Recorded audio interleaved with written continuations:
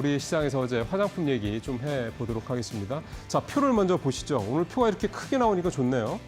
APR, SMPG, VT, 코스맥스, 실리콘2, 한국콜마.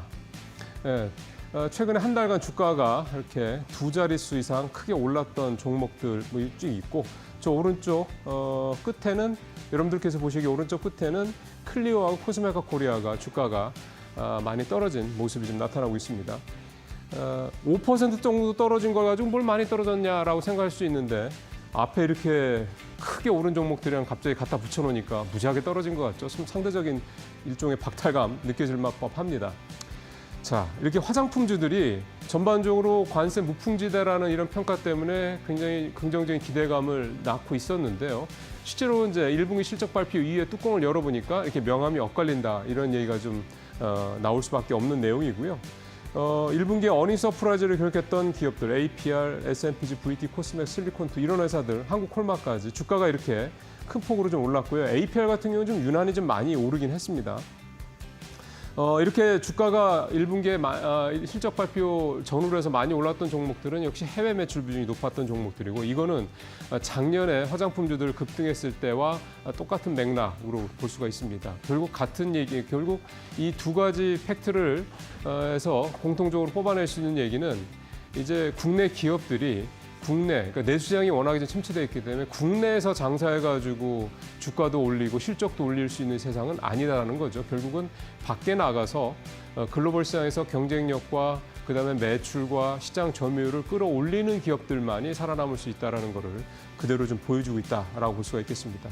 결국 이제 이 표에서 여러분들께서 화장품주들을 앞으로 투자하시거나 투자하실 생각이 있으신 분들 같은 경우는 충분히 투자의 어떤 단초를 잡으실 수 있을 거라 생각이 좀 듭니다. 자, 다음 체크상 가보겠습니다. 역시 트럼프 관세 리스크 무풍지대와 관련돼서 역시 최근에 계속 주목을 받고 있는 섹터 중에 하나가 증권주죠. 근데 증권주도 역시 앞서 화장품주랑 비슷합니다. 실적에 따라서 1분기 실적 발표 내용에 따라서 주가의 상승률에 희비가 좀 엇갈리는 그런 모습을 보여있는데, 뭐 어제 같은 경우 좀 그랬죠. 어제 한국금융지주가 실적 발표를 했는데 여기도 뭐 어쨌든 한투 증권이 가장 덩어리가 크니까요. 5% 넘게 주가가 올라서 93,000원까지 주가가 올랐습니다. 밑에 이제 증권사들 전체적으로 주가들이 좀 있는데 떨어진 종목도 있고 올라간 종목들도 있고요. 미래에셋증권 같은 경우는 사실은 어제는 0.7% 약보합으로 마감이 됐습니다만 최근에 주가가 굉장히 좀 많이 올랐던 대표적인 가장 증권 중에서는 주가가 많이 올랐죠. 대표적인 종목들입니다.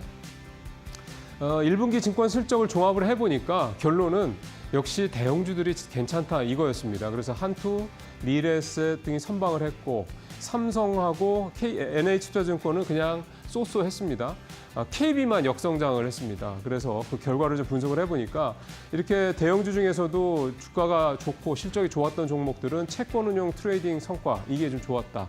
채권 투자에서 낸 수익이 좀 컸다. 이런 부분들이 좀 언급이 될 수가 있는데 대표적인 게 한투 같은 경우고요.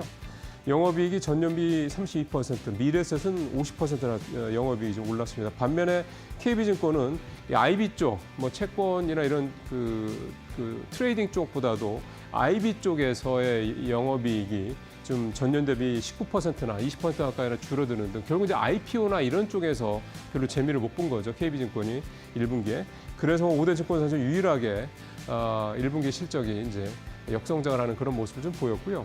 증권사들은 여전히 기대감이 많은 게 사실입니다. 넥스트레이드 출범 이후에 어쨌든 거래가 확실하게 좀 늘어나는 모습 보이고 있고, 최근에 우리 시장이 일테면 이제 작년 같은 경우는 한국 국장은 이제 뭐 국장을 떠나는 뭐 지능순이다 이런 뭐 진짜 우스갯소리 아닌 우스갯소리가 있었지 않습니까? 우픈 소리였는데 올 들어서는 오히려 국장이 미장보다 훨씬 더 좀 낫고 더 긍정적이다는 얘기가 국내뿐만 아니라 해외에서도 좀 들려오고 있기 때문에 그런 점들을 좀 감안한다고 봤을 때 증권사들은 올해 괜찮지 않겠냐 이런 기대감을 충분히 좀 가져볼 법합니다. 다만 들어가는 시점, 그다음에 종목 픽을 할 때는 역시 밸류에이션을 반드시 좀 체크를 하셔서 뭐 예를 들면 지나치게 올 들어서 많이 올랐던 종목들을 굳이 안전 마진을 확보하지 못한 상태에 들어갈 필요는 없지 않을까 싶습니다. 그래서 실적 같은 이런 수치들을 잘 면밀하게 좀 체크하실 필요가 있겠습니다. 마지막으로 하나 더 보죠. 한직칼렉입니다.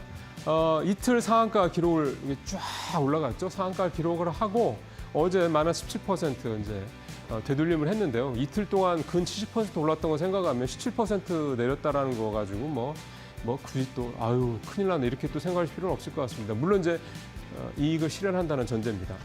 호반건설이 지분 확대를 일단 단순 투자라고 했습니다. 만약에 호반건설이 경영권 확보 이런 식으로 나왔다 그러면 더 튀었겠죠. 일단 그렇게 한 발 물러서는 모습을 보였고 또 하나 앞서 이제 헤드라인에서 말씀을 드렸습니다만 한진카 그러니까 대한항공 측이 가만 안 있죠. 그래서 자사주를 그 우리사회 조합 쪽에 넘기면서 0.7% 의결권을 또 확보를 했습니다.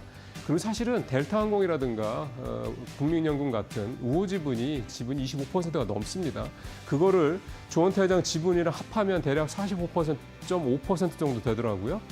그러면 사실 이 정도 사실 40% 이상 지분을 갖고 있으면 경영권 뭐 분쟁 이런 얘기가 더 이상 진행되기 어렵죠.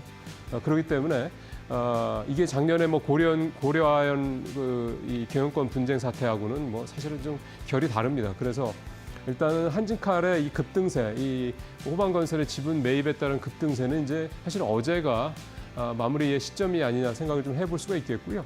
또 하나가 한국콜마인데요. 한국콜마는 오너 남매 간의 갈등이 좀 있습니다. 그래서 어제 한국콜마 주가가 1% 떨어지긴 했는데 이게 이제 뭐가 문제였냐면 앞서 화장품주 말씀드렸지만 한국콜마 주가 최근 한 달 동안 15% 정도밖에 안 올랐거든요. 실적은 엄청나게 좋았는데 결국은 이 내부 간의 경영권, 그 남매 간의 경영권 갈등 이슈 이게 어떻게 보면 한국콜마의 주가 상승을 발목을 잡았다 이렇게 볼 수가 있겠습니다.